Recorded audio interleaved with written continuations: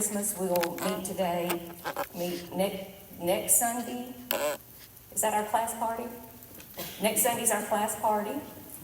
No. Oh. Anyway, we'll get through it. Well, we've got the brunch, we've got our class party. So, Mary, the mother of Jesus. There's several Marys in the Bible. I learned the hard way when we talked about Jacob. Several Marys in the Bible, but we're going to be talking for the next couple of weeks about Mary, mother of Jesus. And some scriptures came to mind when you think about Mary and try to wrap your head around how she must have felt as a young girl and the news that she got. I'll start with Luke 1:28-29. The angel went to her and said, "Greetings, you who are highly favored. The Lord is with you." Okay, you got this angel that comes out of nowhere and just says greetings. Well, that's where you would have lost me. But Mary was like, Jerry, wouldn't you agree? She said probably, okay, you got my attention. Good morning. Yeah, you got my attention. And then when he goes on to say, you who are highly favored. Several times we would have somebody, this was a day way before technology stuff, and somebody saw somebody in the grocery store that they liked the way me or Gail had cut their hair. The door might open down at the little Steel Magnolia's hair salon over there in the valley, and they might say, "I'm looking for Pennye." And I said, "What'd she do?" So I immediately, it wasn't a good thing to me. But for the angel to say, "Greetings, you who are highly favored," okay, that right there would have been enough to make me run. Okay, there's an angel here. It's telling me I'm highly favored. What is going on here? And I do. Don't you think she did think, I don't think she said, "Oh, well, I bet this is from God." It's about time. Yeah. Yeah, it's about time. Oh, hang on. When you update your phone, don't it make you want to cuss? But 29 says, well, you just get used to using it, and then everything looks different on there. Yeah? Mary was greatly troubled at his words, wondering what kind of greeting this might be. So I think that scripture is the one that ties it in. And for me, it makes me feel better about myself. Because I would have been troubled at the word greetings from this angel. Me being a visual person, you going along minding your business, and then all of a sudden, here comes this honking big angel that's going to say greetings. Yeah, that's what I just went to. I don't see it either. Yeah, me too, Gail. Me too. Mm-hmm. See, I live in the heart of the valley, and people have come up out of nowhere anyway. And then the next one says, Mary responded to the angel Gabriel with faith and humility. Her words were, "I am the Lord's servant. May your word to me be fulfilled." Now, I'm not really a deep thinker, but I did think, and if some of you can help me, how long did that response take? Oh, there's an angel here, and he says, "Greetings." What's going on here? But then, did she immediately just say, "Oh, let your word be fulfilled in me"? What you think, Gary? Yeah? I think we have to consider how many young girls wondered if they would ever be the mother of the Messiah. Hadn't thought about that. And they've been waiting for the call from the angel. I also wonder how many times the angel appeared to a young girl and she said, "Not even, mister." I hadn't thought about it that way. Huh. Interesting. Carlton? Yes. I was thinking that maybe she was made ready before it even happened. that the Lord had been preparing her. Yeah, that's what I think. And she was smarter than me, and she saw that coming, and that's what I would say. But it gives you, if you're following along in the book, it gives a little intro. So I'll start with this little question that it gave after that part. It says, thinking of the birth of Jesus, no fanfare, no fireworks, just the slamming doors of rejection, a tired donkey, and even more, a tired pregnant teenager. And then the question to think about, why do you think God preordained the Christmas story to look so humble? He was in control. He wrote the story. He could have wrote it anyway. And here's what I wrote down. And there's so much you could have wrote down. They just give you this little space. But the first thing that came to my mind was me being an ordinary person, to show the world that Jesus was coming for all, not just the elite. Born a king, royalty. I don't think, and it talks about a little bit if you read, I don't think if he were born in the setting of a palace and that it would. We wouldn't have been able to relate. Right, wouldn't have been able to relate. The ordinary person would not be able to relate. But it goes on to say the most earth-shattering miracle of the Bible is also the quietest, God becoming man. This miracle, it says changes, but I'm going to say changed. This miracle changed our identity, our heart, our future. It changed everything. Yet oftentimes we forget the magnitude of this miracle. And here's where it hit with me. And if you, I always like in December to talk about the busyness. And I feel like I'm a little bit ahead this season. But for so many years, like we just had so many things going on till the true meaning of Christmas, even in ministry, truly did get lost. I was just trying to survive. I was trying to get them children up on that stage to sing.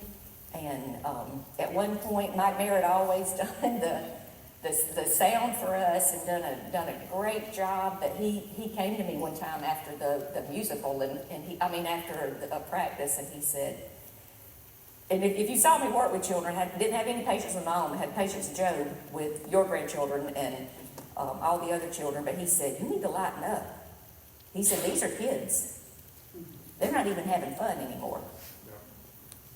Okay, you know what? I wasn't having fun. But that's where I was. And then my mind was always rolling. Anybody else, you remember those days? Or maybe you still live in those days? Now, there's a little bit of that goes on. But nothing like in the past. And everything was an ordeal, and everything was a big deal. And then I felt like I was racing with time because I was watching the calendar to see when my kids would be out of school. And with the schedule I had, when my kids were out of school, they were with moi. So when you have, that kind of slows you down a little bit too. So just thinking about the business. Penny, Yes. I think his use of the word changes versus changed is purposeful. Mm-hmm. Because changed indicates that it happened once and done, versus changes, it is continuing, not necessarily for us, but others who come to Jesus. Absolutely. Thank you for pointing that out. I always point them out. I don't have I would tell them all the time, the committees and children's ministry team, I don't have all the answers. So I need your input, and the way I process things may be something totally different. And you are absolutely right, Charlie. So I'm going to go back and read that the way it was intended. This miracle continues today to change our identity, our heart, our future, our everything.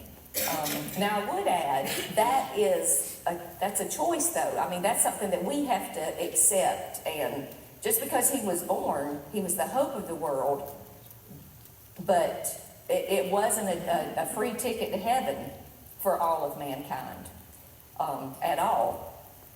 Spoiler alert from the pastor's sermon, for those who have not been yet, he's very clear in saying that it is a choice. Definitely is a choice. Definitely is a choice. Maybe in our busy routines, we, like the innkeeper, don't make much room for it, and we miss out on the promises. We depend on our own power instead of the promised power of Christ in us. We face our fears alone. We forget that God is with us. The miracle of Christ coming to earth was not a one-time miracle. It's an everyday miracle offering us everyday promises. So let's make room for it, remember it, and ask God to help us rely on it. And that was some food for thought for me too, because don't get me wrong, the Christmas season, the true meaning of Christmas has always been in the forefront, but it would become cloudy and overshadowed. And once Christmas was over, then came January. And then it was time to get ready for camp, and then it was time to get ready for the wacky-tacky banquet. So Christmas had come and gone, the miracle had happened, and you just didn't mention it again. You just went on to the next thing. You started looking forward to Easter, when the miracle is every single day. The miracle of it, and you'll hear people say, "Keep the spirit of Christmas alive every day in your heart," and it is a different feeling for most of us. The miracle of Christ coming to earth was not a one-time miracle. It's an everyday miracle which offers us everyday promises. So let's make room for it, remember it, and ask God to help us rely on it.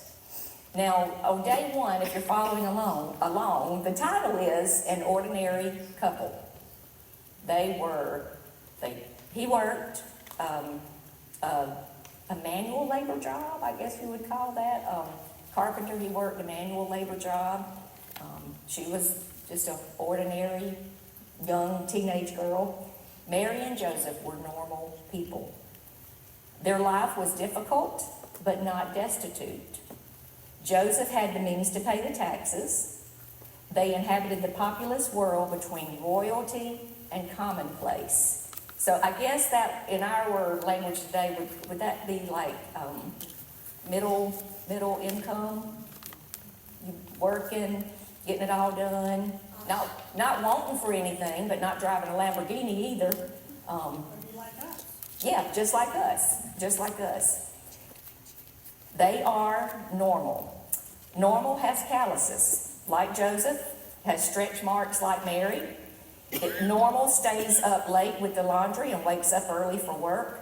Normal drives the carpool wearing a bathrobe and slippers. Normal is Norm and Norma, not Prince and Princess. So think about how normal we are. We have all stood where Joseph stood with the innkeeper and heard what Mary heard.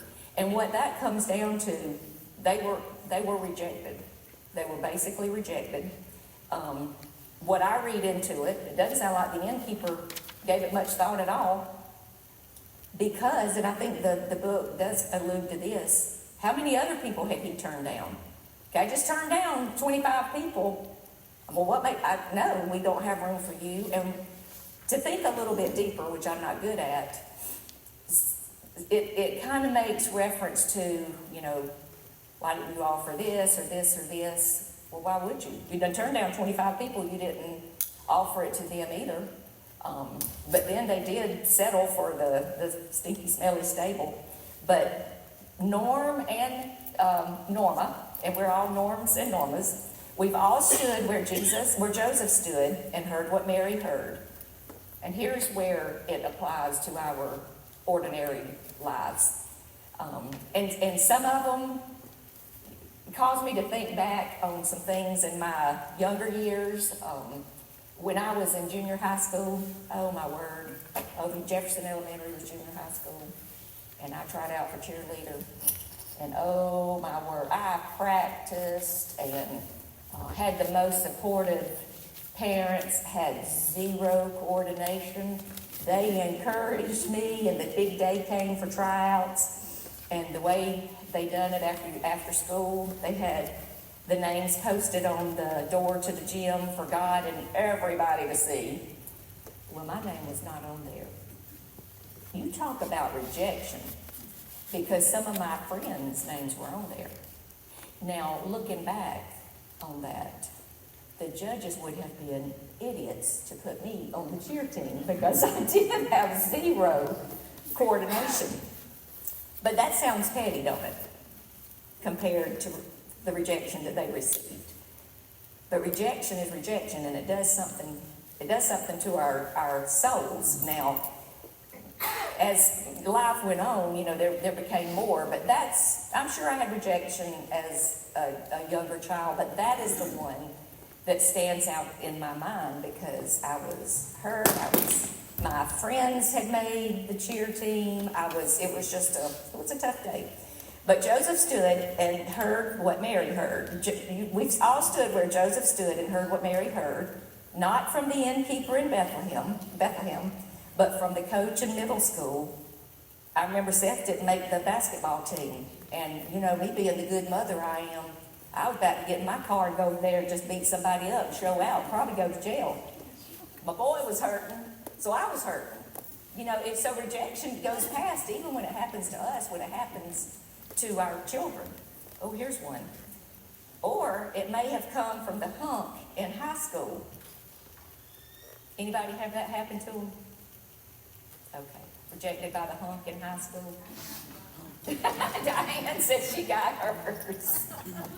Never bothered me. It didn't bother you? Oh, it didn't bother you when the girls rejected you?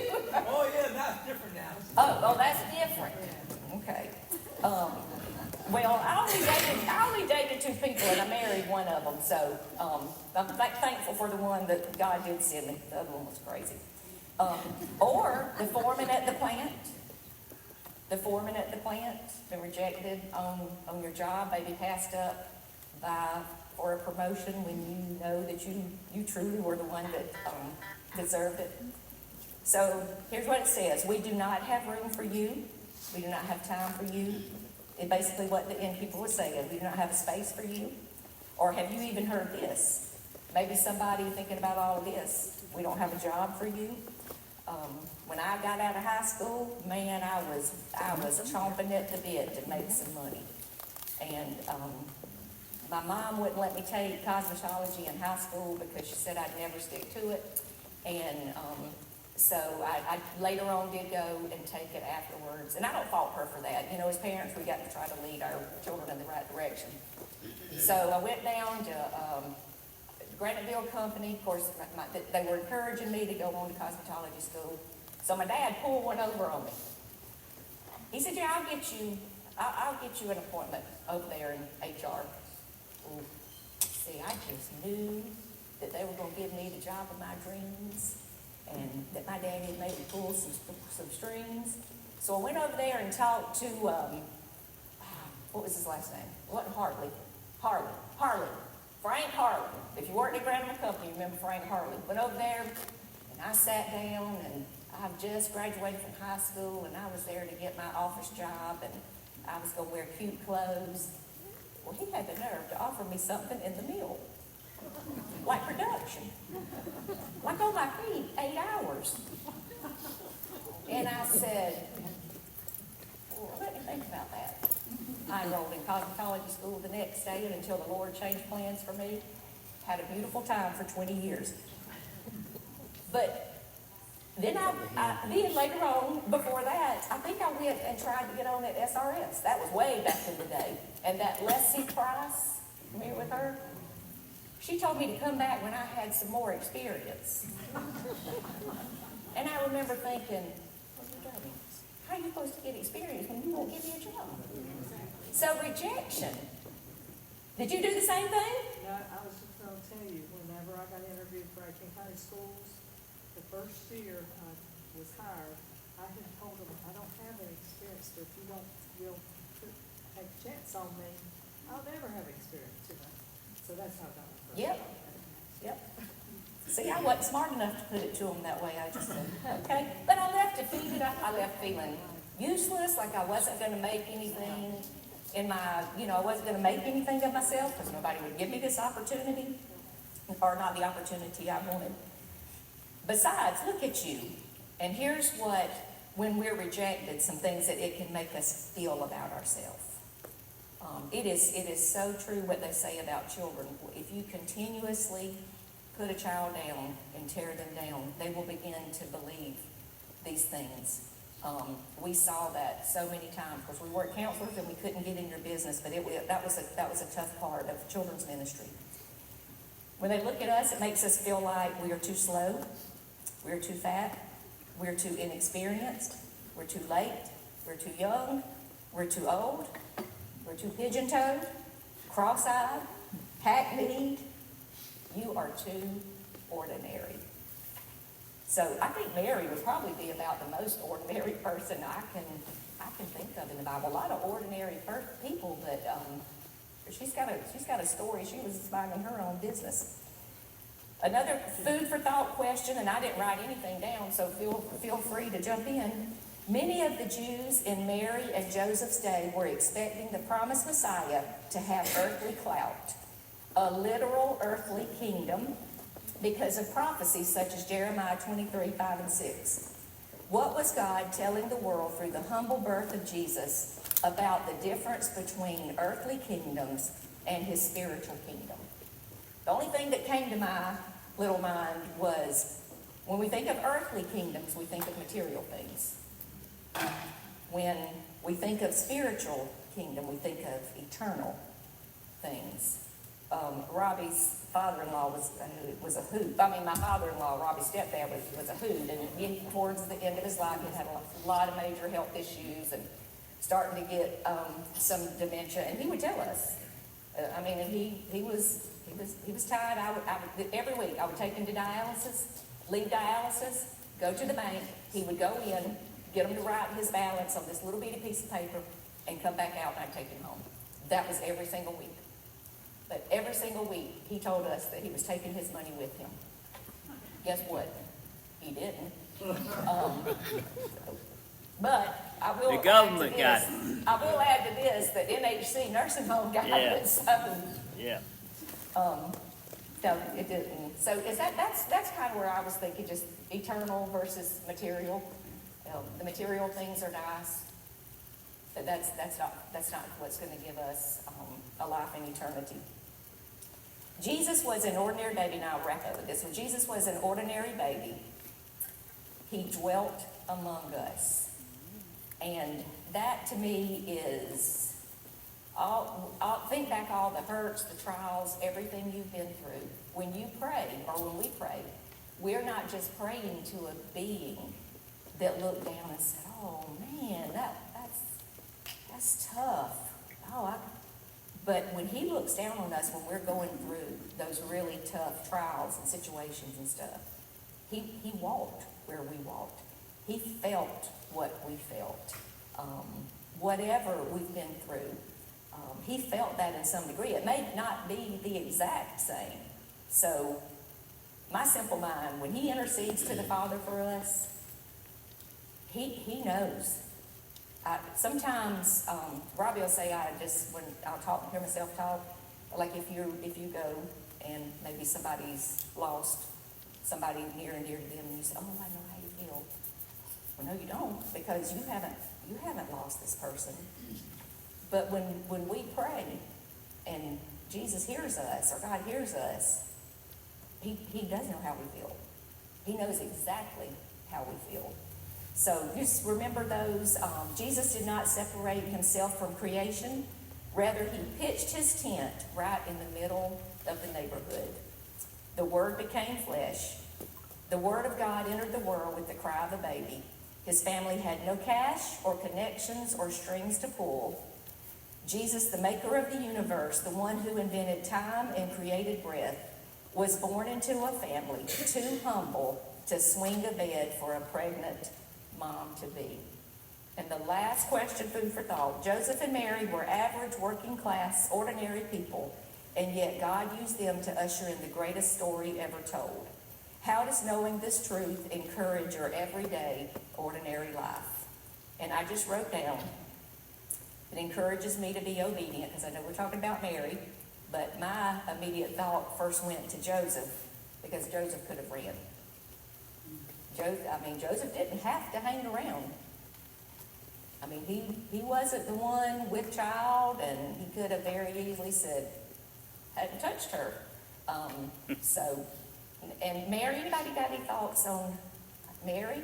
The only thing that came to my mind is she was truly just an ordinary person. You know, she didn't have any royalty in her blood, and that's who the angel appeared to, and what her reaction was to that. So, all right, I'm going to leave you with those. Wait, I got 2 Bible trivia questions. Okay. Of course you do. I might be wrong. This came from Google. Oh, Lord. What was her family lineage? Where did she come from? Mary's family lineage. From her mama. King David. King David. The other question was, and I have never ever seen this before. How old do you assume Joseph was? I have never seen this. This had to be good Valley gossip from Google.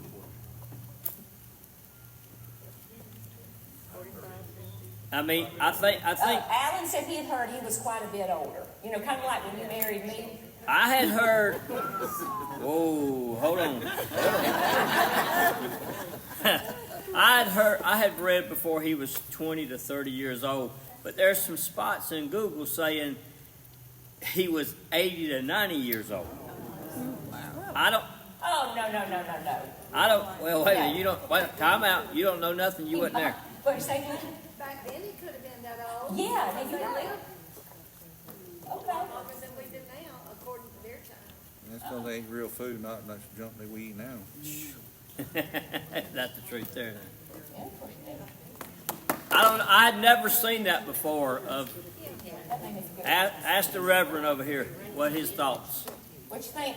on the age of Joseph. There's two thoughts. One thought is that he was in his 20s.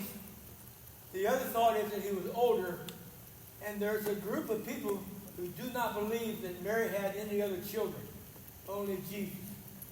And there's a possibility that the brothers listed in Luke's gospel were from Joseph's first marriage, and Mary was his second marriage. I don't believe that theory. I believe Joseph was in his 20s. Okay. Yeah, I thought. Then it stands. If Brother Jerry says it, then it stands. All right. Well, y'all have a wonderful Thanksgiving. If you're traveling, prayers for safe travels. Prayers for the Garnet and Black Saturday. What's the Garnet Black doing Saturday? We in the ball game? They going to a funeral? Oh, we're playing the orange team? Well, Miss Sharon will be praying intensely for the Garnet and Black team. I think I pegged it.